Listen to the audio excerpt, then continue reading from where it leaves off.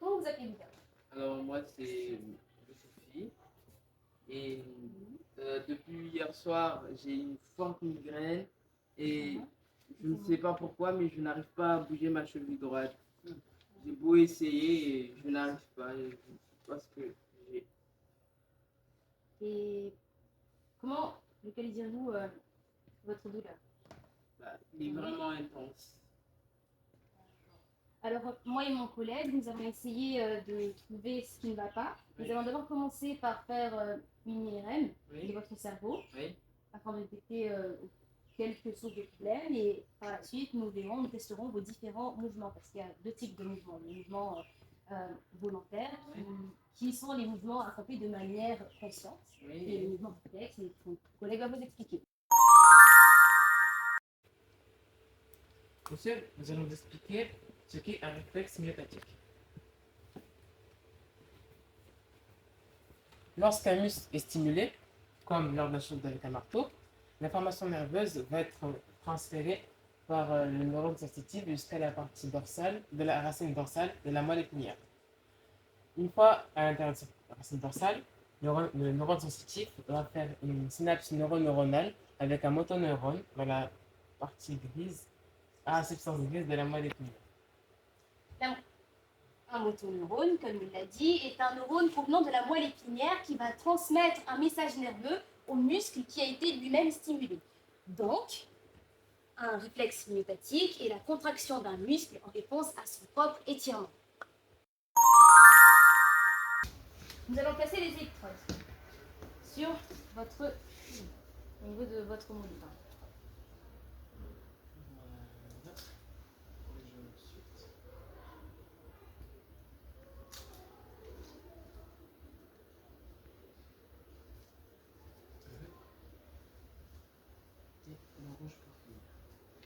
Voilà.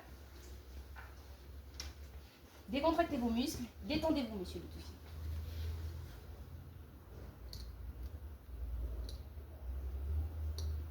Ah, remarquez-vous, bien que monsieur Lutoufi n'arrive pas à effectuer des mouvements volontaires de la jambe droite, ce réflexe achillien, en particulier son réflexe achillien, est toujours fonctionnel.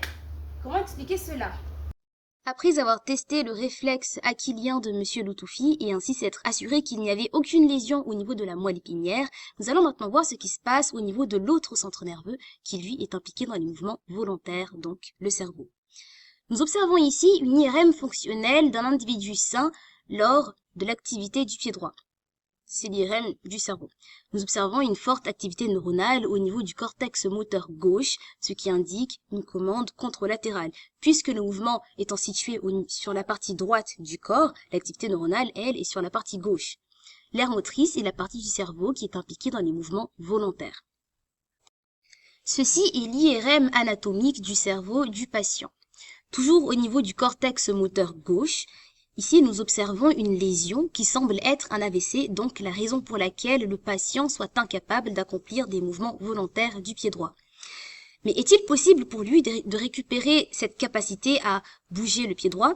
Effectivement, oui, il est possible pour lui, grâce à la plasticité cérébrale qui est la capacité du cerveau à réorganiser ses aires et à faire des connexions synaptiques afin de récupérer d'anciennes fonctions perdues. Dans ce cas ici, le patient devra suivre des séances régulières de kiné spécialisée. Alors, monsieur Tofi, voici votre ordonnance pour 20 séances de kinésithérapie. Merci. Et comme vous me l'avez expliqué, ma migraine a été causée par un AVC dans la partie gauche de mon cerveau qui gère les mouvements de ma cheville droite. C'est pourquoi vous me proposez ces 20 séances chez le kiné afin de retrouver les mouvements volontaires de ma cheville droite. C'est ça, c'est exactement ça. Merci. Je vais vous raccompagner.